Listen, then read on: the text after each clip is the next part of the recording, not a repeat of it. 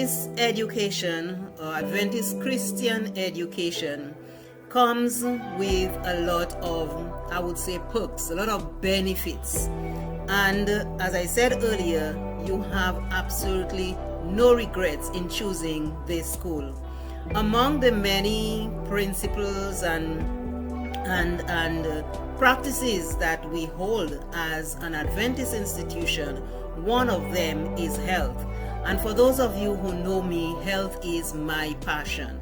It has been for more than, I would say, 45 years, more than 45 years.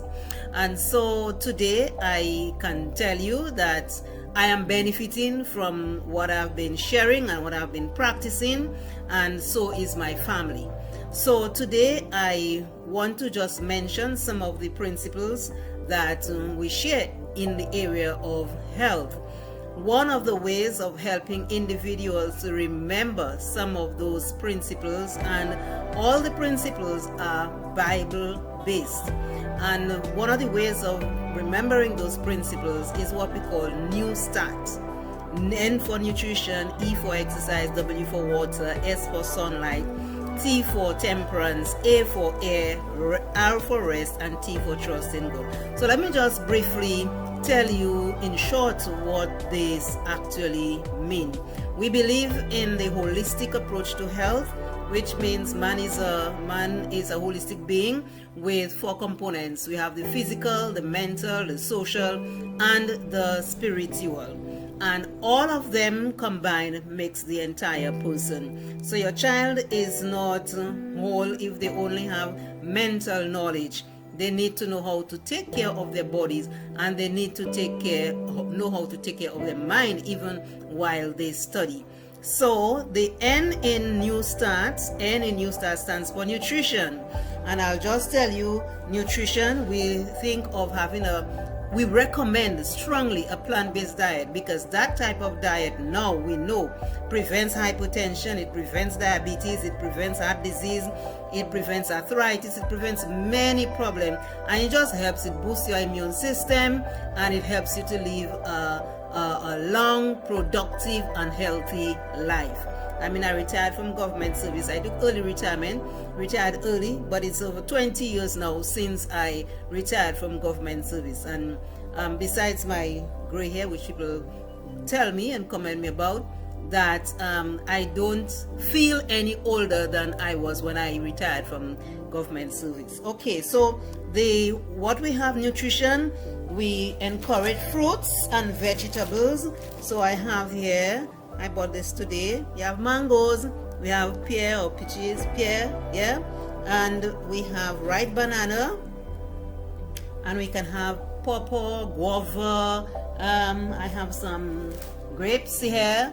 Okay, so we encourage fruits and vegetables. So carrots, cauliflower, broccoli, yes. Okay, so we have fruits, we have vegetables, we have our ground provision, potato and dashing, yes, all grown here. And then we have our peas and beans. So we have lentils, and I have here chickpeas, okay, peas and beans. And you know the others, the red beans and so on. We also have tofu, sorry. We have tofu, okay, yes. So this replaces the fish or the meat. And I mentioned the lentils and the chickpeas already. And we have nuts. We have nuts. So that's the protein right here. And of course the cereal. I don't have cornmeal on my tray right now, but we have cornmeal, we have oats, we have cream of wheat, we have Weetabix and those cereals. We also have our potato. You can blend the potato and make a porridge with it as well. We also have corn, yeah, or cornmeal.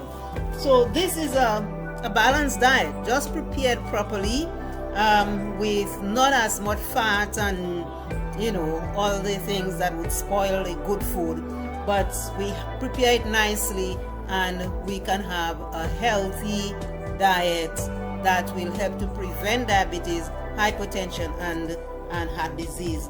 Now, for children, it is important on the preparation and also the presentation.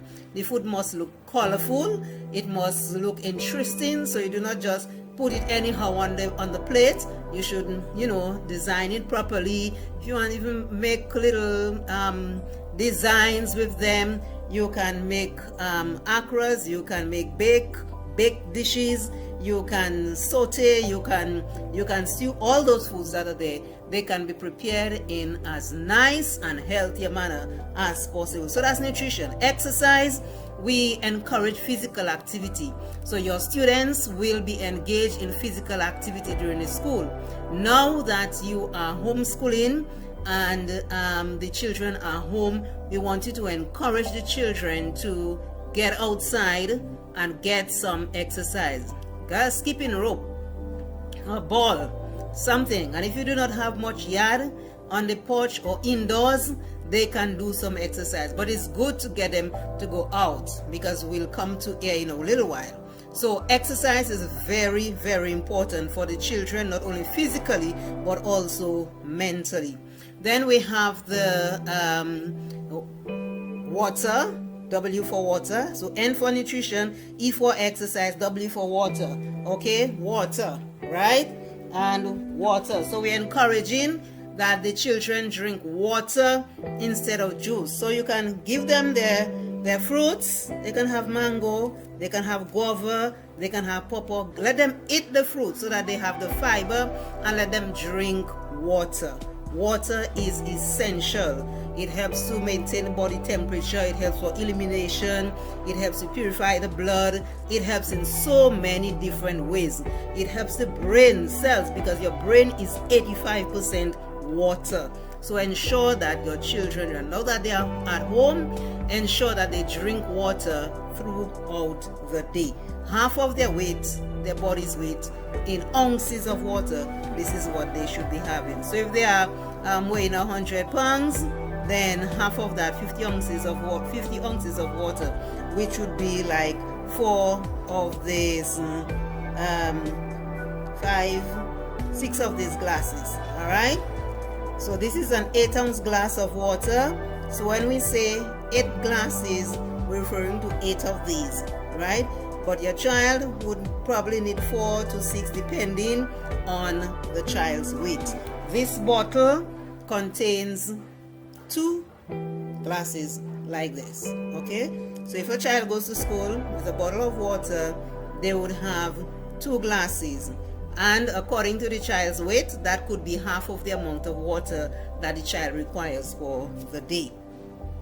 Then we talk about S for sunlight. Of course, right now we have a lot of sunlight. Children should get out there and get some sunlight, because sunlight provides us with vitamin D, and vitamin D helps to boost the immune system. It also helps to provide strong bones and teeth. We need vitamin D. The other NEW, S for sunlight, T for temperance. Temperance means avoidance of everything that is unhealthy and the moderate use of the things that are good. So the things that are unhealthy, like excess sugar, alcohol, tobacco, coffee, these things are unhealthy, and so we stay away from them. So your children will be taught those things, that we do not use alcohol, not a little of it, none at all. We do not use or promote the use of tobacco or marijuana or those drugs, because these things damage the nerve cells. And right now, the tobacco companies, they are killing a lot of people, and so with their tobacco, and as a result, they are now targeting younger people. So you have to educate your students, and at the SDA school, they are educated to avoid these substances.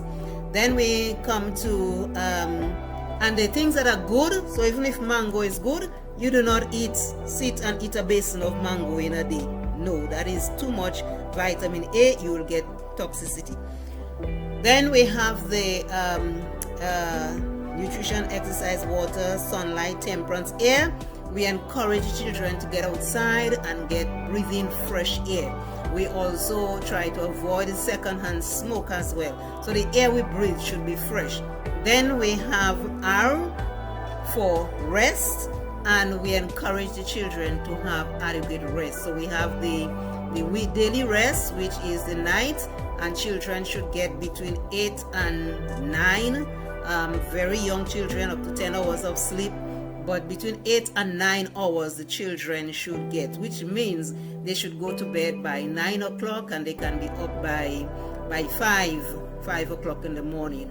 And the saying is still true: early to bed, early to rise makes a man healthy, wealthy, and wise. So get the children to get in early and rise early, so when they wake up they can have their exercise, they can help in the kitchen to prepare breakfast, they can do lots of stuff before they get to go to school, even when school reopens. And even though they are at home, there's a time that they start school, so they can do stuff at home before school begins if they wake early. Of course, we shouldn't forget having devotion and all of that. They're encouraged to do that.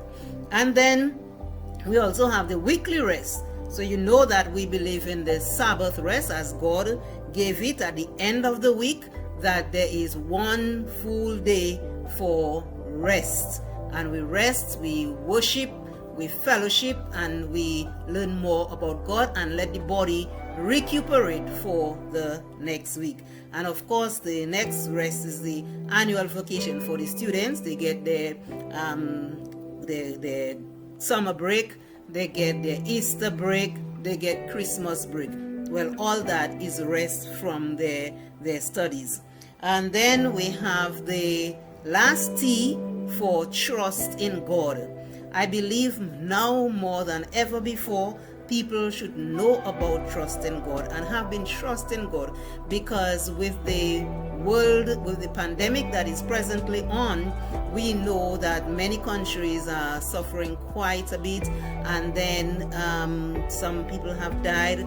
But we believe that God is still in control and we can trust Him, and when our trust is in Him, then it prevents us from panicking, it prevents us from being fearful, but knowing that God is able to provide. Some of you may suffer loss of job, loss of income, whatever, but God is still in control and God is able to provide. So just continue to trust Him, and your children will also learn how to trust God. They pray every day. This class begins with devotion, which you have experienced, and so we are encouraging the children to pray. So with that being said, I believe and I assure you that your children are in good hands.